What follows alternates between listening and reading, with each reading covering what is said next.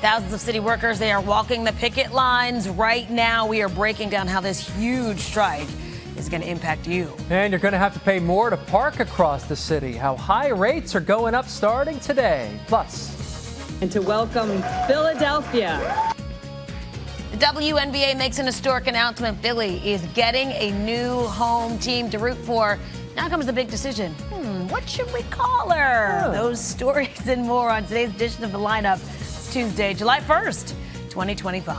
Hey, everyone. I'm NBC 10's Keith Jones. And I'm NBC 10's Erin Coleman. Let's get you up to speed with what you need to know today, starting with city workers on strike. 9,000 union workers are now on the picket line outside service buildings all over the city. Negotiations between District Council 33 and the city broke down last night, just before midnight. The last time DC 33 went on strike was nearly 40 years ago. That strike lasted 20 days. Now, this strike is impacting several major municipal services, including trash pickup, street cleaning, airport operations, police dispatch, the water department. We're going to talk more about what this means for you. But first, let's go to NBC 10's Brenna Weick outside Philadelphia Police Headquarters with more on the developments overnight.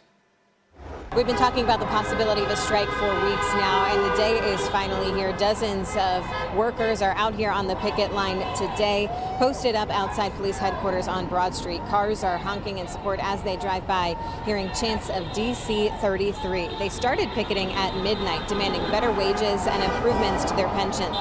DC 33 is the city's largest union, representing 911 dispatchers, sanitation workers, crossing guards, and more. They've been negotiating a new contract with the city, but rejected the latest offer, which Mayor Sherelle Parker called historic. She said in a statement it was the largest raise for city workers in 30 years.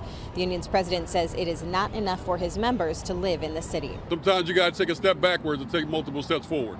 So this is that type of situation. Hopefully the city understands how pivotal our people are and comes to the table soon with a deal that makes sense for all of us. Mayor Parker says the city is committed to negotiating with the union. It is not clear when the two sides will be back at the bargaining table, but as you can see out here, it is going to be very active until they do reach a deal. Picketers out here since midnight and no end in sight just yet. Reporting from police headquarters, Brenna Weick, NBC 10 News. Trash is already piling up on city streets. Our cameras were in West Philadelphia overnight, where there was supposed to be trash pickup today. Let's get right to NBC 10's Niel Fischer now in Strawberry Mansion with more on the impacts you're going to feel from the strike. We've seen several residents here in Philadelphia already dropping off trash bags here at the sanitation center in Strawberry Mansion. But this sanitation center is for recycling only. Early this morning, we've seen several bags of trash dropped off here. There are 63 designated trash sites in the city for residents to drop off their bags of trash. We know that residents are encouraged to put their trash in bags. Officials say they will not take loose trash. Meanwhile, DC 33 members walked out of police headquarters as well.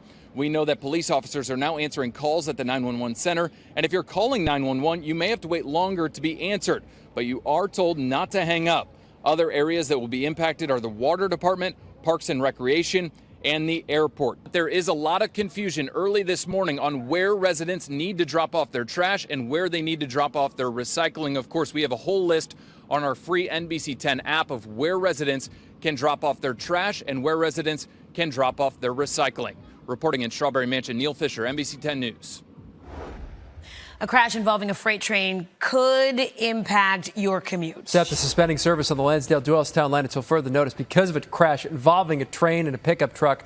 Here's a look at the scene near the Lansdale station. 2 people taken to the hospital. No word on their condition. We're expecting to learn more from officials at 9 o'clock this morning, so be sure to stick with NBC 10 on air and on the free NBC 10 app. Happening today, it'll cost you more to park on the street in Center City. Philadelphia Parking Authority is raising rates by $1 from Arch to Locust and from 4th to 20th. The rate's going to go from $3 to $4 an hour. All other hourly spots in Center City will go from $2.50 to $3.50 an hour.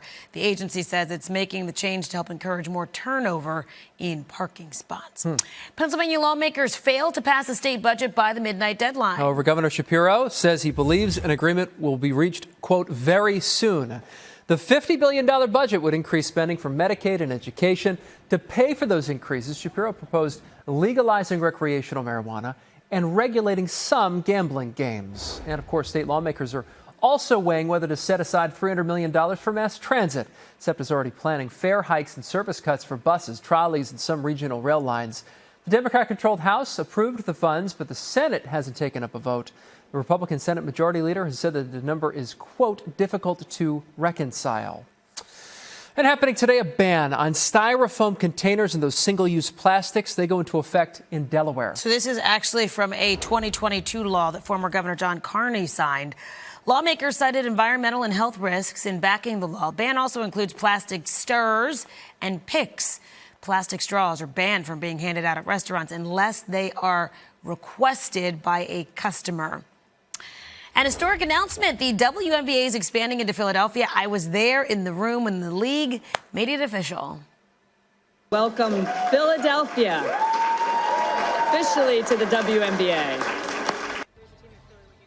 76ers managing partner Josh Harris and Comcast CEO Brian Roberts are part of an ownership group that's bringing the team to town. The team doesn't have a name yet. There's plenty of time to figure that out. They're not going to start until the 2030 season. So we've been waiting a long time. Now we got to wait 5 more years. I know. A lot of people speculating, too, on what the team name should be. Here's a look at some of the suggestions. The Philadelphia Sound. That's pretty good, right? Philadelphia Freedom. That's up there. I think that's the tennis team, though, in Philadelphia, is the Philadelphia Freedom. The Philly Rise, the Philly Spirit. That's good. The Philly John. Philly Flava.